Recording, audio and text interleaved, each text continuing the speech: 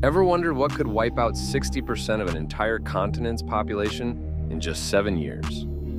Hint, it's not a new diet trend.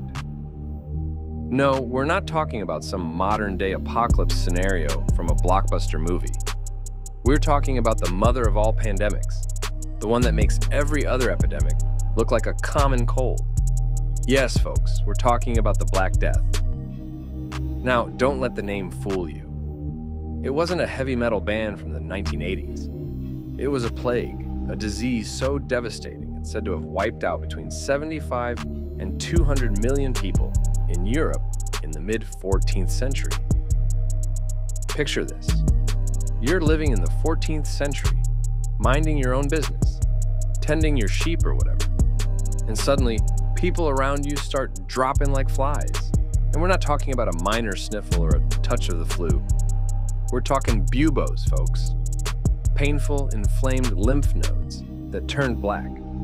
Hence the name Black Death. But it wasn't just the disease itself that was terrifying. It was the confusion, the fear, the not knowing what was causing this or how to stop it.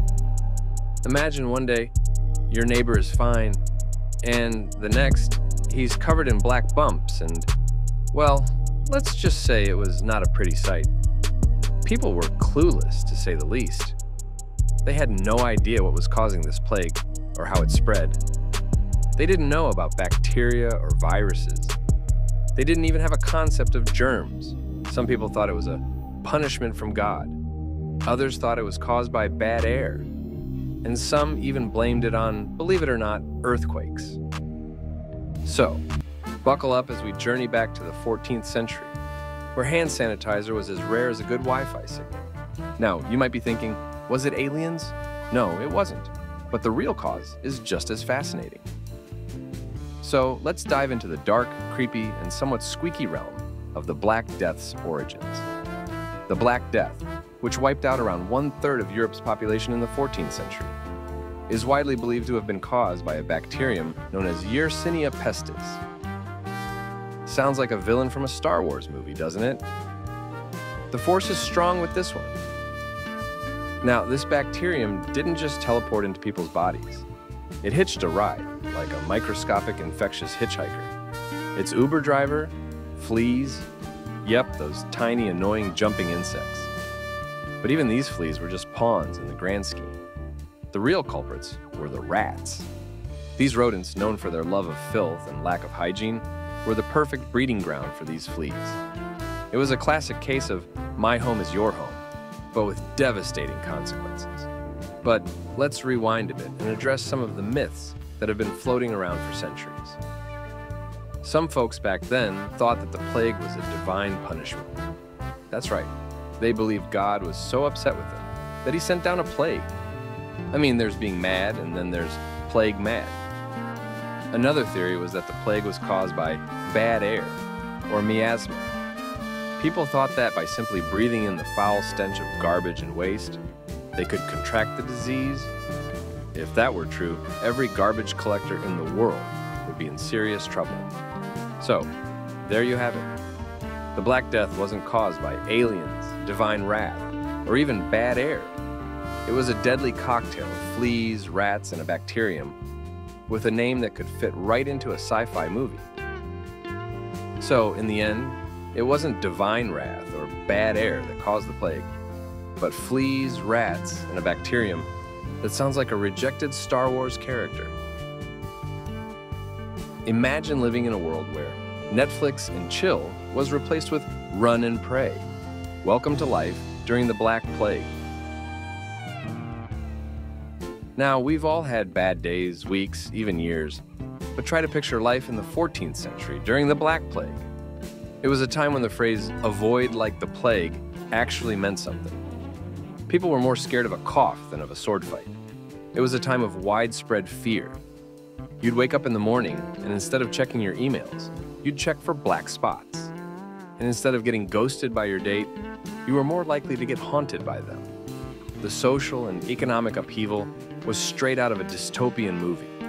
Businesses closed, farms were abandoned, and the price of labor shot up. The gig economy wasn't a thing yet, but if it was, plague doctor would have been the top trending job. But humanity's resilience shone through, even in such dire times. People tried everything they could to find a cure. Some thought bathing in vinegar and rosewater would do the trick. Others believed that the stench of rotting animals would ward off the disease. And let's not forget about the folks who thought wearing a bird mask filled with sweet-smelling herbs was a genius idea. Talk about fashion forward.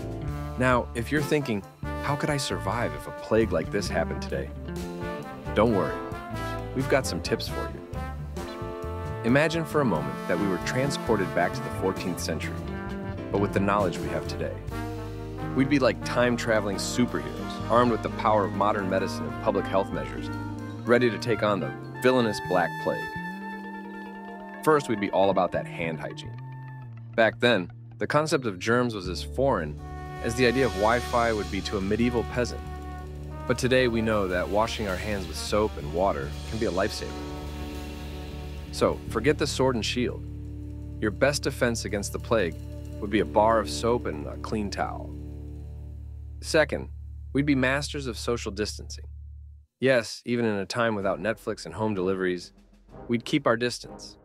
A plague doctor's beak-like mask was not just a fashion statement. It was an attempt to create a buffer between the doctor and the disease. Today, we'd know to stay 6 feet apart, avoiding large gatherings, and yes, unfortunately, that means no raucous medieval feasts. Third, we'd put our trust in scientific research. In the 14th century, the best guess for the cause of the plague was bad air or a punishment from God. But with our 21st century smarts, we'd know it was actually fleas on rats. And we'd be working on developing treatments and vaccines instead of blaming the local cats or turning to bloodletting. Lastly, we'd recognize the importance of a coordinated public health response. Quarantine, contact tracing, and isolation of the sick are all tools in our modern arsenal to fight diseases. The medieval folks had a crude understanding of these concepts, but we'd be able to implement them effectively. So remember, wash your hands, keep your distance, and always be nice to rats. You never know when they might be carrying a deadly disease. Well, that's it, folks. The Black Death. A tale of rats, fleas, and a lot of really bad luck. It was a time when sneezing could land you in the grave, and the only thing spreading faster than the disease was fear. But hey, we've come a long way since then, haven't we? Understanding these historical epidemics is key to preventing the next one. So, stay curious, stay healthy, and remember, the past is always a click away. Thanks for watching Sane History. Please remember to like and subscribe. Have a good day.